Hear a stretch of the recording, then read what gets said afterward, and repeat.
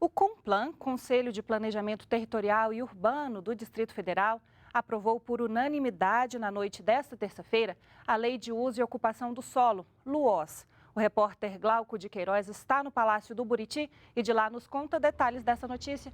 Boa tarde, Glauco. Boa tarde, Carol. Boa tarde a todos que acompanham o Repórter DF. Pois é, o texto agora vai ser submetido ao governador Rodrigo Hollenberg e ainda este mês deve ser enviado à Câmara Legislativa. Sobre esse assunto, eu vou conversar com o secretário de Gestão do Território e Habitação, Tiago Andrade. Tiago, quais os pontos que o senhor destaca nesse texto que foi aprovado? Bom, a LUOS é um documento fundamental de ordenamento territorial, de normatização, de transparência e que dá o conhecimento à população dos seus direitos e seus deveres com relação ao uso do solo. O que é o uso do solo? É como ela pode construir, como ela pode utilizar, ou em termos residenciais, ou em termos de atividades econômicas, ou mesmo em algumas outras atividades institucionais e até os equipamentos públicos, buscando um equilíbrio na distribuição dessas atividades no território, buscando um equilíbrio equitativo da distribuição dos espaços públicos para equipamentos públicos, como escolas, segurança, saúde e assim por diante. E ela agora faz um apanhado e revoga uma série de legislações dispersas e também 6 leis dos planos diretores locais que hoje disciplinam grandes áreas de Brasília como Samambaia, Taguatinga, Ceilândia, Águas Claras, Gama, Guará e Sobradinho.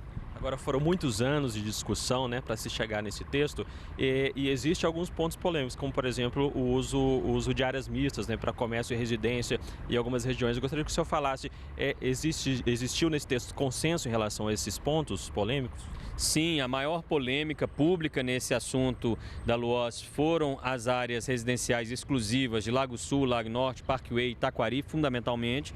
Comunidades que se manifestaram contrárias à nossa possibilidade, ainda que restritiva, de alguma flexibilização de uso e que o governo desde sempre se manifestou que nenhuma estratégia de desenvolvimento econômico, nenhuma estratégia de desenvolvimento urbano passava por essas áreas e que isso seria um debate comunitário. A teoria urbanística fala claramente de que essa flexibilidade ela é saudável para a cidade, para diminuir deslocamentos e para permitir que a comunidade tenha mais disponibilidade de serviços ao seu redor, mas a comunidade dizendo que não gostaria de ver essa alteração foi atendida e o governador, inclusive, Rodrigo Hollenberg, já foi segunda-feira à comunidade do Lago Norte, numa reunião que ele tinha se comprometido com a comunidade de dar o retorno e falou desse nosso compromisso de atender a esse pleito da comunidade. Agora, qual é a expectativa do governo para a tramitação desse texto lá na Câmara Legislativa? Bom, a gente está levando um texto bastante consensuado, que foi aprovado com 30 votos favoráveis e nenhum voto contrário, com a presença de todos os conselheiros do CONPLAN, um conselho diverso, com 15 membros da sociedade civil, inclusive com moção de louvor. Ou seja, é um texto que chega bastante sólido, bastante redondo e a gente tem visto e debatido com os deputados, eles sentem a necessidade de aprovar essa lei também. O tempo é o tempo deles, mas a gente acredita que a tramitação pode ser segura, célere, em função do debate que já foi feito com a sociedade civil. Secretário, muito obrigado pela entrevista. Carol, é com você. Obrigada, Glauco. Boa tarde para você.